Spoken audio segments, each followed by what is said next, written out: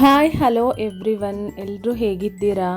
ಇವತ್ತು ಸೂಪರ್ ಹಾಗೆ ಸಿಂಪಲ್ಲಾಗಿ ಮಾಡ್ಬೋದಾದ ಚಿಕನ್ ಗ್ರೇವಿ ಜೊತೆ ಬಂದಿದ್ದೀನಿ. ಈ ವಿಡಿಯೋ ಇಷ್ಟ ಆದರೆ ಒಂದು ಲೈಕ್ ಬಟನನ್ನು ಪ್ರೆಸ್ ಮಾಡಿ, ಹಾಗೆ ಸಬ್ಸ್ಕ್ರೈಬ್ ಮಾಡಿ ಸಪೋರ್ಟ್ ಕೂಡ ಮಾಡಿ.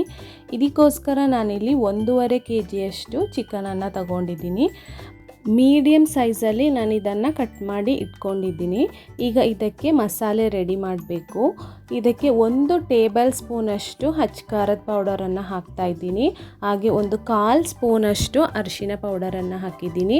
1 ಸ್ಪೂನಷ್ಟು ಪೆಪ್ಪರ್ ಪೌಡರನ್ನು ಹಾಕಿದ್ದೀನಿ. ಹಾಗೆ 1 ಸ್ಪೂನಷ್ಟು ಗರಂ ಮಸಾಲ, ಹಾಗೆ ರುಚಿಗೆ ತಕ್ಕಷ್ಟು ಉಪ್ಪು, ಹಾಗೆ 2 ಟೇಬಲ್ ಸ್ಪೂನಷ್ಟು ಶುಂಠಿ ಹಾಗೆ ಬೆಳ್ಳುಳ್ಳಿ ಪೇಸ್ಟನ್ನು ತಗೊಂಡಿದ್ದೀನಿ.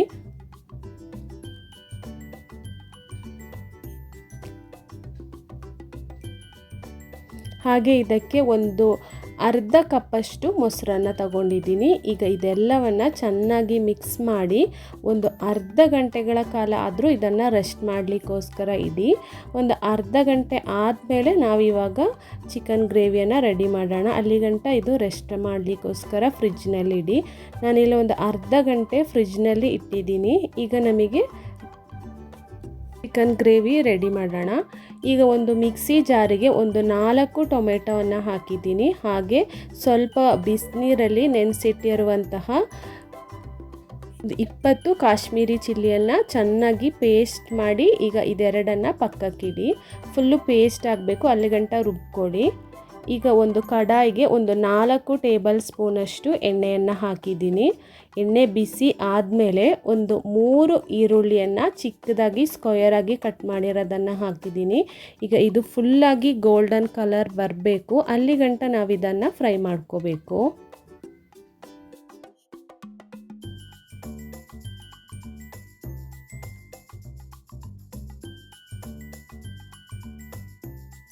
ಈಗ ಇದು ಗೋಲ್ಡನ್ ಕಲರ್ ಬಂದಿದೆ, ಇಷ್ಟಾದರೆ ಸಾಕು. ಈ ಟೈಮಲ್ಲಿ 1 ಟೇಬಲ್ ಸ್ಪೂನಷ್ಟು ಶುಂಠಿ ಹಾಗೆ ಬೆಳ್ಳುಳ್ಳಿ ಪೇಸ್ಟನ್ನು ಹಾಕಿದ್ದೀನಿ. ಇದ್ರದ್ದು ಹಸಿ ವಾಸನೆ ಹೋಗಬೇಕು, ಅಲ್ಲಿಗಂಟ ಇದನ್ನು ಕೂಡ ಫ್ರೈ ಮಾಡ್ಕೊಳ್ಳಿ. ಈಗ ಇದು ಫ್ರೈ ಆಗಿದೆ.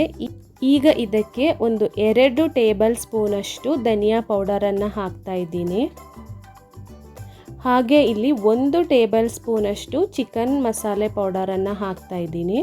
ಈಗ ಇದೆರಡನ್ನು ಕೂಡ ಚೆನ್ನಾಗಿ ಫ್ರೈ ಮಾಡ್ಕೊಳ್ಳಿ. ಇದ್ರದ್ದು ಹಸಿ ವಾಸನೆ ಎಲ್ಲ ಹೋಗಬೇಕು, ಅಲ್ಲಿಗಂಟ ಇದನ್ನು ಫ್ರೈ ಮಾಡ್ಕೋಬೇಕು.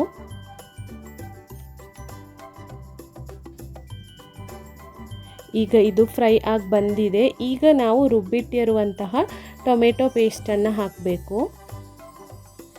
ಇದು ಕೂಡ ಇದರಿಂದ ಎಣ್ಣೆ ಎಲ್ಲ ಫುಲ್ಲಾಗಿ ಬಿಟ್ಕೋಬೇಕು, ಅಲ್ಲಿಗಂಟ ಇದನ್ನು ಕೂಡ ಚೆನ್ನಾಗಿ ಫ್ರೈ ಮಾಡಿಕೊಡಿ.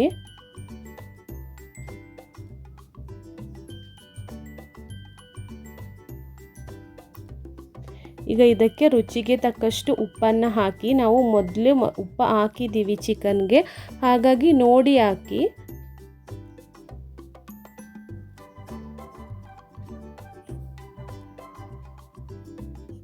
ಈಗ ನಾವು ಮಸಾಲೆ ಹಾಕಿಟ್ಟಿರುವಂತಹ ಚಿಕನ್ ಪೀಸಸನ್ನು ಇದಕ್ಕೆ ಹಾಕಬೇಕು.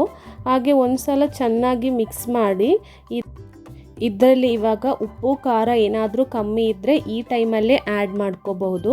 ಈಗ ಇದನ್ನು ಮೀಡಿಯಮ್ ಫ್ಲೇಮ್ನಲ್ಲಿ ಮುಚ್ಚಳವನ್ನು ಹಾಕಿ 15 ನಿಮಿಷಗಳ ಕಾಲ ಬಿಡಿ, ಚೆನ್ನಾಗಿ ಬೇಯಲಿ.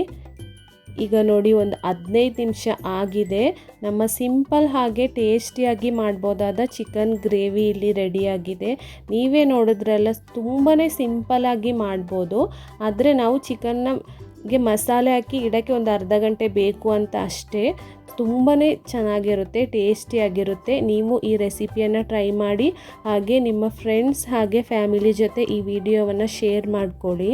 ಇದು ಚಪಾತಿ, ರೊಟ್ಟಿ ಹಾಗೆ ಅನ್ನದ ಜೊತೆ ಕೂಡ ತುಂಬಾ ಚೆನ್ನಾಗಿರುತ್ತೆ. ಗೀ ರೈಸ್ ಜೊತೆ ಕೂಡ ತುಂಬಾ ಚೆನ್ನಾಗಿರುತ್ತೆ. ನೀವು ಈ ರೆಸಿಪಿಯನ್ನು ಒಮ್ಮೆ ಮಾಡಿ. ನಿಮಗಿಷ್ಟ ಆದಲ್ಲಿ ಒಂದು ಲೈಕ್ ಬಟನನ್ನು ಪ್ರೆಸ್ ಮಾಡೋದನ್ನು ಮರಿಬೇಡಿ. ಹಾಗೆ ಯಾರೆಲ್ಲ ಚಾನಲ್ ಸಬ್ಸ್ಕ್ರೈಬ್ ಮಾಡಿಲ್ಲ, ಪ್ಲೀಸ್ ಸಬ್ಸ್ಕ್ರೈಬ್ ಮಾಡಿ, ಸಪೋರ್ಟ್ ಕೂಡ ಮಾಡಿ. ಮುಂದೆ ಒಳ್ಳೆ ರೆಸಿಪಿ ಜೊತೆ ಹೀಗೆ ಬರ್ತಾ ಇರ್ತೀನಿ. Thank you.